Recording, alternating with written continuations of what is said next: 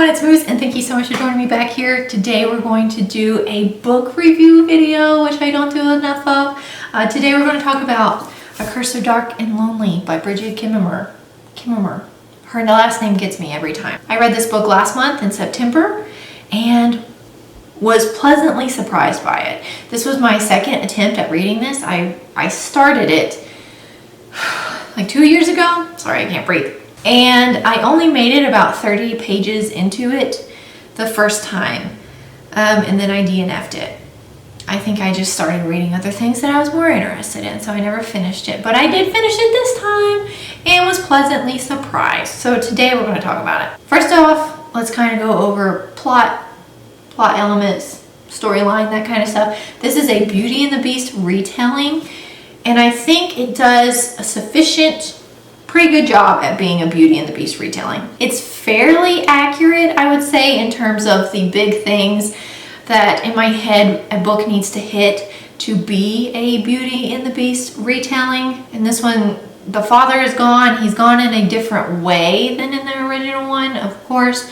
It's not going to be exact, but the father is out of the picture. There is still family back home that she needs to take care of, that our main character needs to take care of. Of course, there is a beast in this book. She is kind of forced to be in the company of the beast rather than, choosing it, that sort of stuff. So yeah, I think it's a pretty good Beauty and the Beast retelling. The curse is a little different, of course, but still fairly the same. The beast has to get a girl to fall in love with him to show that his heart isn't wicked or whatever. So pretty good. There aren't any servants turned into inanimate objects. That's not a thing. But yeah, I mean, it's pretty good. It's a pretty good Beauty and the Beast retelling. This book starts out in the modern world with our main character, Harper. So Harper is our Belle in this story. And I think the fact that it starts out in the modern world is what kind of threw me off the first time I tried to read it. I don't really like urban fantasies. And I think in my head, I was a little afraid that that's what this was going to be, since it did start out in the modern world, but it's not. It's not an urban fantasy. There are certain points in the story where you are in, I think it's Washington, D.C., where you're in, the modern urban world, but overall, it's not an urban fantasy. I would just call it a fantasy Beauty and the Beast retelling. How many times am I going to say that in this video? I don't know. We'll see. While this does hit those major plot points to be a retelling, this book definitely veers from that, in that there's a whole nother story element going on, with politics and with war and all that kind of stuff. The prince in this book, Prince Rin, is an actual prince who is trying to run a kingdom. So there is another kingdom who is kind of trying to take over his land, while the curse has kind of been going on. So there is that other plot element to it, but it's good. And I think it was needed to set up for the rest of the series. I think this is a trilogy. So without those additional plot elements, I definitely don't think there would have been enough to cover our whole trilogy. It would have just had to have been a standalone, I guess. So yeah, there are different plot elements to it, but ones I enjoyed.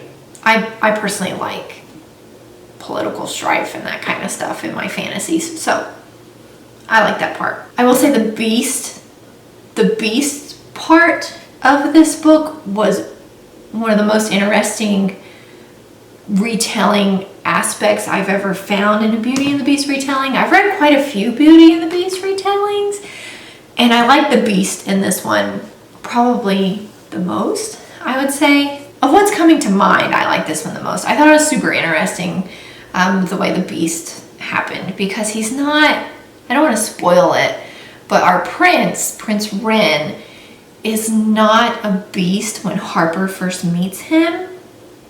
So it was interesting to see that kind of element play out. I don't want to spoil it, but I did like it. And of course, there's a little bit of romance in this because, the girl is supposed to fall in love with the beast, but there's not a ton. So if you're going into this wanting a whole lot of romance, you might be a little disappointed. There's nothing explicit, nothing spicy or anything like that, at least not in this one. Maybe in the last two of the trilogy there will be, but in this one it's pretty PG, and actually not a whole lot happens in terms of romance. So briefly mention some of our characters. Let's go over the characters as kind of their own separate category. I've already mentioned that Harper is our main character. She lives in Washington, D.C., and she has cerebral palsy. Apologies. So there is some disability rep in this book. Hers mainly affects her leg, but she's still strong regardless. She's seen as a very strong-willed character. She does what needs to be done despite her leg.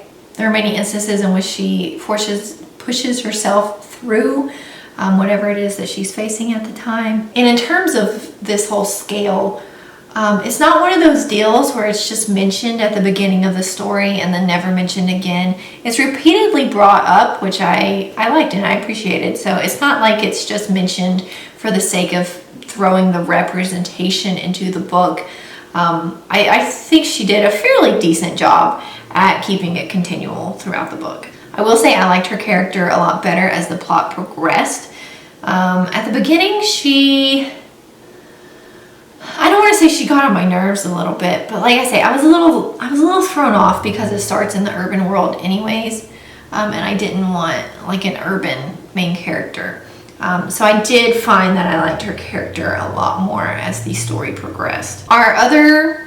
I guess you could consider there to be three main characters in this book.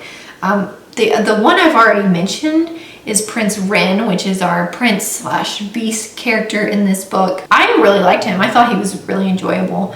Of course, he's a prince. He's in a different world. He's grown up with a very different life than Harper has. He's been raised to be civilized and sophisticated, but he's still very kind of reserved, and harsh isn't the right word, but I don't know. He distances himself at the beginning, you know? In terms of his character, I really like the little snippets of his past that we get from this book. I'm anticipating there to be a little bit more as the story progresses to find out more about his past, specifically with the enchantress character who is named Lilith in this book. I'm not going to go really into her character, but I'm curious to know the history between them. Hopefully we get more of that as the story progresses. I mentioned there could kind of be three main characters in this book. We have our main two, and then we have a great side character named Gray. If you're really into, well-written and developed side characters, this might be a book for you, because I do think Gray gets a lot of character development, even though he is a side character, at least in this one. I think he's going to play a bigger role as the story progresses, but in this one, I would definitely just consider him like a side main character, if that makes sense. We don't really get his side of the story throughout the book, whereas we do get Harper and Ren's perspective, but even though we don't get a whole lot of narration from him, he's still very developed, and you can see character growth throughout the book for him. So, last thing I want to talk about before I go into my spoilery section, because I always like to do that when I talk about a book, is the writing. So this book is written from two points of view. We have Harper and Ren. Is it first person or is it third person? It's first person. So we get chapters from Harper and we get chapters from Ren in first person, which I really enjoyed. I really like multiple points of view in a book. I found that I really enjoy that. Even more so when it's a book kind of like this, where it's centered on two people in a romance. I like it. And I really like that we get Ren's. I don't know if you guys feel the same way. I'm so used and just overwhelmed with female perspectives in YA fiction and YA fantasy. That's predominantly, I feel like, what is written is just young female perspectives, which is fine, But I really enjoy it when we get a male perspective in a YA fantasy book. And just in general, I tend to, here lately, I have discovered that I prefer male perspectives. I don't know if it's because I am used to reading female perspectives and I'm getting kind of tired of it or what, but I really enjoyed the fact that we got Ren's perspective in this book too. Because I don't think I've ever read another Beauty and the Beast retelling where you get both. I think it's always the female protagonist perspective that I've read, now that I think about it. So it was great. In terms of the writing style, there is a distinction in how they speak in the writing.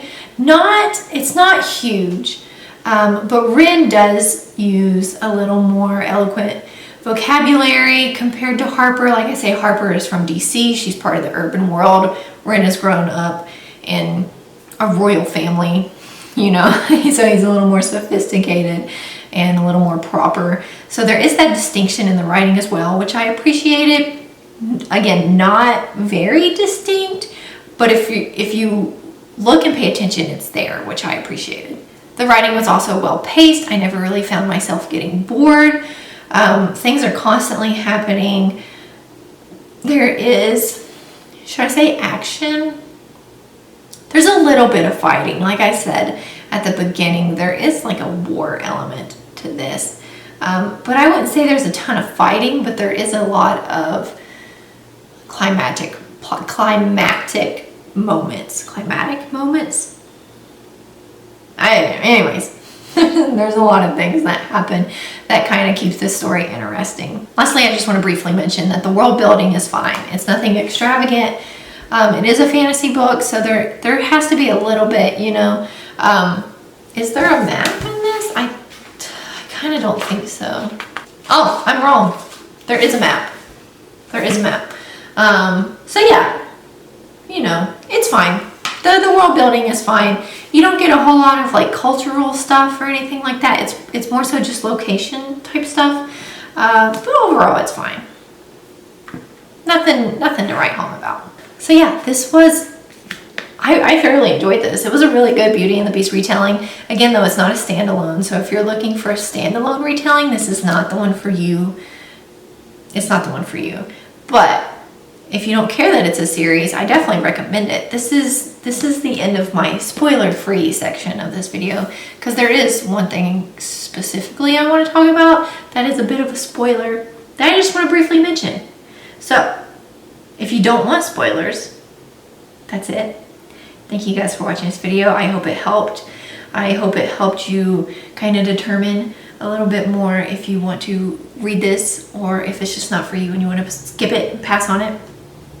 Let me know down below if you have read this, if you've been debating on reading this, if it's on your TBR, if you read it and you hated it, whatever. Let me know down below. Otherwise, thank you for watching, and I'll see you next time.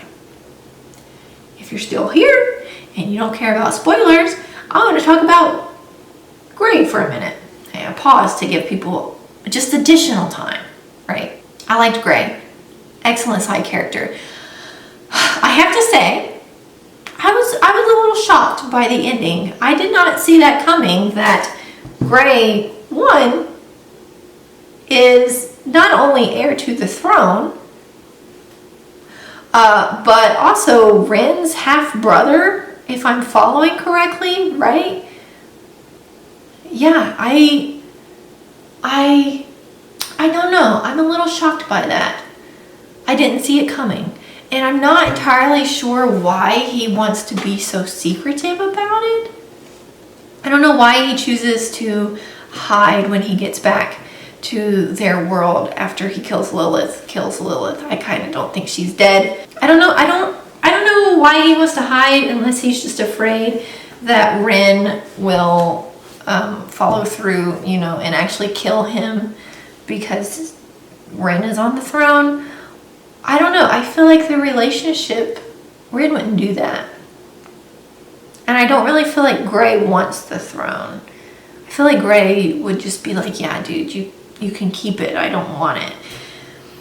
So that confused me a little bit. And it took me by surprise. But I really liked it. And it was good. I think it sets up a good plot for the next book that I'm excited to see what happens. Again, I don't think Lilith is dead. I think she's going to come back. Yeah, I'm excited to see what happens. I just wanted to throw that in there because surprised me. I wasn't expecting it. I didn't predict that. Anyways, thank you guys so much for watching this video. If you liked it, be sure to subscribe down below, leave a comment. You guys are awesome. I'm so thankful for you. And we'll be back here next time, guys. See ya.